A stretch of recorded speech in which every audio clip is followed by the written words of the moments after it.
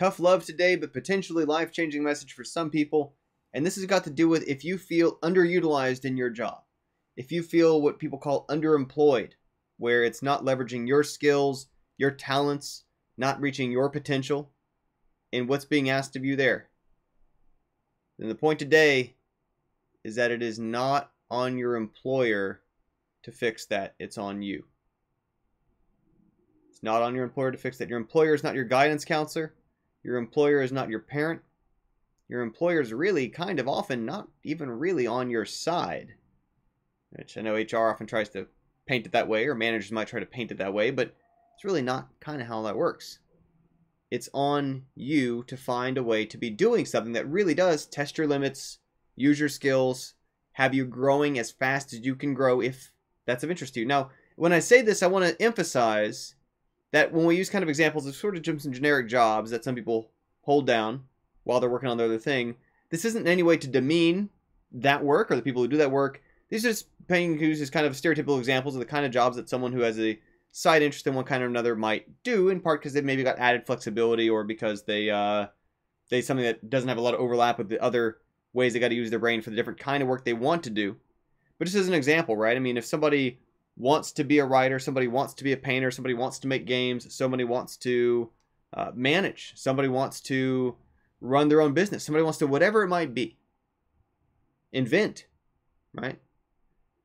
It's not like if they just keep going in and clocking in as a waiter or waitress, as a Uber driver, Lyft driver on weekends, as one of these kind of roles is going to suddenly get plucked by the world around them to go now do this thing. Now, I'm also not trying to encourage quit the source of income. By all means, I understand job's job, money's money, business, got to do something to keep income coming in.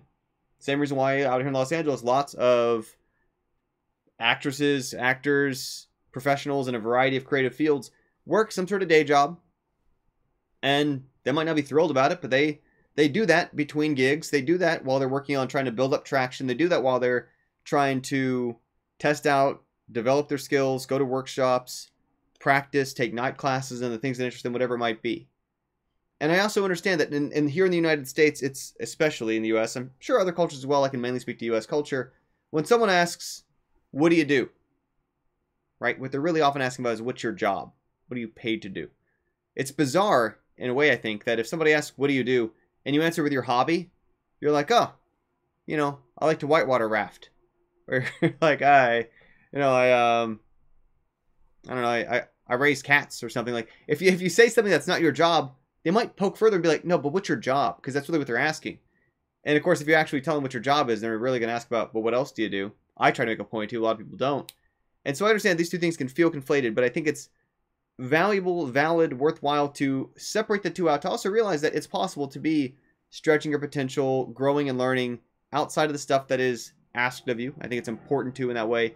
And that's where we start to build those bridges for ourselves so that we are not just taking out a huge chance of, again, I'm not encouraging the path of quit the source of income and then full-time, what in the game industry people call full indie, which is usually a huge mistake. And no one who succeeds at it really does it in that way. They've always got a ramp of trajectory. They've always got traction. They've always got press attention already. They've already got web traffic numbers in general to prove viability and so on.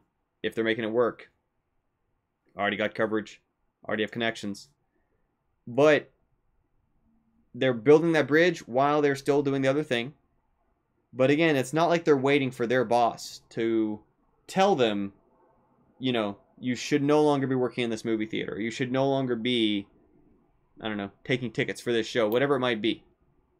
Because they need someone who fills that job. That's, as long as someone's doing that job that they need done the way they need it done, they're not going to push you out of it. They're getting what they need out of it. If there's something else you could, should, want to be doing, and you can find your way towards doing that, you leave that vacancy open for somebody else, and they'll find someone else who does that. Someone else is willing to do that, wants to do that for that amount of pay. That's how business works, and that's fine. You're not leaving them in a tough spot. They have a well-defined role to fill. An amount they're willing to pay for it, they'll find someone to do it.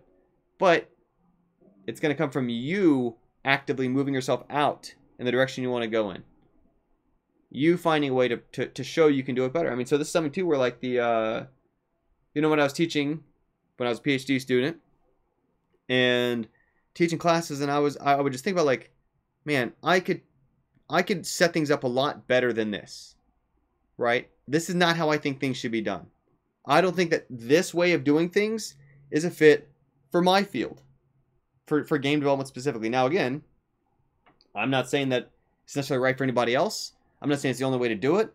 I don't think I would try to teach biomechanical engineering and other kind of subjects the way I teach game development. But I thought specifically for game development, this is the wrong environment, the wrong way to teach what I want to teach the way I want to teach it, the way I think I can best offer my background, skills, experience to the world to try to help other people in their situations. This is the wrong way to do it. It was on me, not on the school. It was not in the school's position to look at me and say, oh, then let's let that person, what are they going to do? Blow up our program and do it a whole different way? Of course not. Not how that works. Right? What it means is it meant, okay, I got to go start something separate. I got to start something new. I got to do something different. I got to show, here's my way of doing it. And for some people, that's the better path. For some people, the other thing's a better path, and that's fine. But it had to come from me making that maneuver.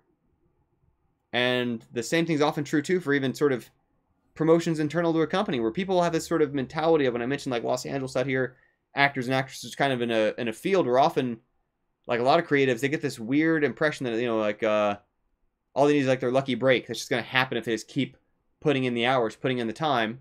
And obviously, over time, it helps the odds. But a lot of people just get wound up and bound down in the patience game of waiting. Of just thinking that they just can keep doing what they're doing. And it's going to eventually it's going to work. And that might well mean that they're not doing all the things they ought to be doing. They might spend their whole time waiting. Because it's on them. But that same mentality, the reason I bring that up is because the same mentality happens in a lot of organizations, a lot of businesses, in terms of promotional hierarchy. Of they feel like if they just keep coming in and doing the job that they're there to do, that they're going to get that promotion to the next level up. And that for many people, that just doesn't happen. And again, this example of someone taking tickets, someone who's a waiter or waitress. That company's designed in a certain way. They need someone to fill that role. And as long as someone is contentedly filling that role for the amount that they're willing to pay for it, they're not complaining. They're not going to push them out of there. They'll let them keep doing it. It's not on that company to design that person's life for them or to tell them what they are and aren't capable of doing. They're not holding them back. They're letting them stay there. And if that person wants to go and wants to do more, wants to do other things, it's on that person, it's on each individual to pick that course, plot a course for it. Anyway, that's all I thought was for today. It is again that if you were feeling underemployed, underutilized, your talents aren't being used, etc., there's not even reason to feel angry or frustrated about or towards the company that you're with. Is to say that one way or another, it's on you. Not to make you feel bad, not to put blame on somebody, but to feel like, in terms of the opportunity comes from the way you can steer yourself towards, okay, can you start your own thing? Can you work with some others? Can you find some sort of grants? Can you partner up with an agency? Can you just shift to a different line of work at a lateral company? Can you get into an adjacent company and kind of work your way that direction? Whatever it might be, these things come from the action of the person more often than from the institution. Institutions are built to be stable. People who want rapid growth in their lives usually do that by lots of navigating. Very conscious, deliberate navigating. That's it for the day. Thank you as always for tuning in. Have another day, Feldomar.